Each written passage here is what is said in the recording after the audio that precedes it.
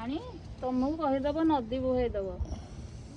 କଣ କଲି କି? କଣ କଲି ଯେତିକି ପାଣି ଦରକାର ସେତିକି ଦବ ନା। ଆଉ ଦେଖିବ ଏ ଆଳୁ ହବ ଏମିତି ପାଣି ଦେଇଛ ଯେ ଆଳୁକୁ ଏକାଳେ ନେଳି କରିଦେଇଛ। ମାନେ ଆଳୁକୁ ଗୋଟେ ରୋଗ ଧରେଇ ଦେଇଛ।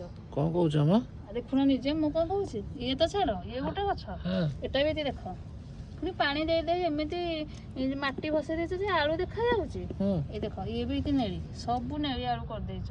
ଆଉ ମୁଁ କଣ ଜାଣିଛି ପୁରା ଆଳୁ ଗଛରେ କେତେ ପାଣି ଦିଅନ୍ତି ମୁଁ ଜାଣିଛି। ଯେତେବେଳେ ଓଦା ଥିବ ତାକୁ ଦବନି ଜମା ପାଣି। ମୁଁ ବାରମ୍ବାର ତମକୁ କହୁଛି ଭୁସୁଭାସ ସବୁ କରୁଛ। ଆଉ ମୁଁ କଣ ତମ ଭଳିଆ ସଫଳ ଚାଷୀ ଯେ ଜାଣିଛି କୋଉ ଗଛରେ କେତେ ପାଣି ଦେବା ଦରକାର ମୁଁ ଜାଣିଛି। ନହେଲେ ତ ସଫଳ ଚାଷୀଙ୍କ ପୁଅ ତ ତମେ କିଛି ଜାଣିପାରୁନ। ମୁଁ ସଫଳ ଚାଷୀ ପୁଅ ନୁହେଁ, ମୁଁ ସଫଳ ଚାଷୀର ସ୍ୱାମୀ।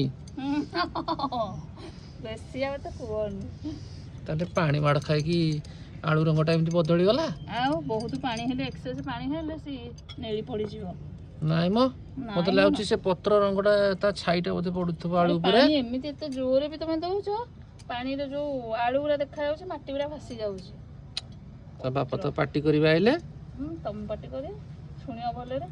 ତମେ ନେଇଯିବ ଦୋଷଟା ମୁଣ୍ଡକୁ କହିବ ମୁଁ ଦେଇଥିଲି ବାପାଙ୍କୁ କହିଦବ ଆଉ। ମାନେ ତମ ନାଁଟା ନବ ମୋ ନାଁଟା ନବନି। ତମରି ନା ନେବି ନିଜ ଦୋଷ ନିଜର ବୁଝିଲ।